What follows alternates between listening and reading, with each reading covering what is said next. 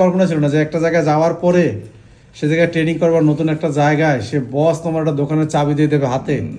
এটা তো আমি বস কখনো কল্পনা করি নাই। হ্যাঁ? আমি তো এটা তো কখনো ভাবিও নাই এরকম হবে। ভাবো না এরকম যখন আমাদের সাথে স্টুডেন্টরা আসে তাদের সাথে এতটাই আন্ডারস্ট্যান্ডিং হয়ে যায়, এতটাই মানে হয়ে যায় যে আমরা স্টুডেন্টদের সাথে তখন আমরা মনে করি যে আমি নিজে কাজ করা আর আমার স্টুডেন্ট কাজ করা, বা আমি নিজে বসা আমার স্টুডেন্ট আমার জিনিসগুলো ওইভাবেই টেক কেয়ার করবে।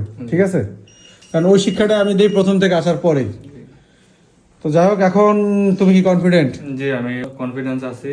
আর আমার তো কখনো ধারণা ছিল না যে আমি আচ্ছা। দোকানে বসতে পারবো। আমাদের একটা দোকান চালানোর মতো এখন সক্ষমতা আছে আলহামদুলিল্লাহ। মাশাআল্লাহ। তুমি কি মাস্টার কোর্সে ছিলে আমাদের? জি, আমি মাস্টার। এখন মাস্টার কোর্সে সে ছিল, তাদের মধ্যে সবাই কিন্তু অলরেডি চলে গেছে।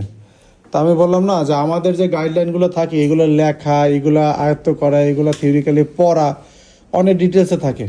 তো এইগুলা কিন্তু অনেকের জন্য একটু কষ্টদায়ক হয়ে যায়। তো সে ছিল একটু দুর্বল, আমি দুর্বল বারবার তার দুর্বলতা বোঝানোর জন্য বলতেছি না, সে ওই সময়। এখন অনেকে আমরা দেখতে পাচ্ছি যে আমাদের পাশে এই ছেলেটা আছে, এই ছেলেটা একদম নতুন ফ্রেশার, তুমি ফ্রেশার ছিল। তো সে দেখতেছে যে এই কাজটা খুব ভালো সহজে আয়ত্ত করতে পারতেছে। আবার দেখা গেল যে তার পাশে যে আমাদের এক ভাই আছে, সে অনেক ভালো কাজ করে, ভালো কাজ বোঝে, হয়তো বা কোনো কাজের ক্ষেত্রে সে একটু পিছনে পড়ে যাইতেছে, এরকম হচ্ছে না। কিন্তু সেই হিসাব করলে তো তুমি একদম ফ্রেশার, তোমার দোকানে বসার অভিজ্ঞতা নাই, তারপরে 1-1.5 বছর দোকানে বসার অভিজ্ঞতা আছে।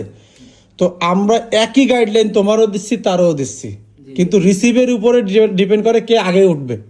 ঠিক আছে, জি, তো এইটা হচ্ছে আমরা যেগুলা দিতেছি এগুলো তারা থিওরিক্যালি পড়বে, এগুলো মাথার মধ্যে নেবে। আমাদের সেদিন ভাই বলতেছিল আমি দোকানে যাই বসছি, বস আমার মাথায় নাই, আপনি যে ইয়াটা বলছিলেন নাকি বলছেন না, যে হঠাৎ করে আমি কাজে আটকে গেছি, আপনার যে ইয়াটা ছিল আমার কাছে, বইটা ছিল বা লেখা ছিল, বের করে এক নজর দেখে নিয়েছে, মাথার মধ্যে ঢুকে গেছে, কাজটা আমি করছি। ঠিক আছে, তো আমরাও রাত জেগে পড়ি। তো আলহামদুলিল্লাহ, ভাইয়ের জন্য সবাই দোয়া করবেন। এই এত দূর থেকে আমার কাছে আসছে, আমার এই জায়গায় ট্রেনিং করছে, সব মিলে কি ভালো লাগছে আপনার জি, কাছে? আলহামদুলিল্লাহ সবকিছু মিলিয়ে ভালো লাগছে। হ্যাঁ, তো এখানে কোনো কষ্ট টষ্ট হয় নাই জি, তো? না, কোনো কষ্ট হয় নাই, আরো অনেক ভালো লাগছে। মানে পারলে আরো অনেক দিন থেকে যাওয়ার ইচ্ছা ছিল, কিন্তু জীবিকার তাগিদে যাইতেই হবে। যাক, আমরাও চাই যে আপনার মনের আশা পূরণ হোক, আপনি এখান থেকে গিয়ে খুব ভালো কাজ করেন, এবং আমাদের সাথে সম্পর্ক শুধু এই যে যাইতেছেন শেষ না, ইনশাআল্লাহ।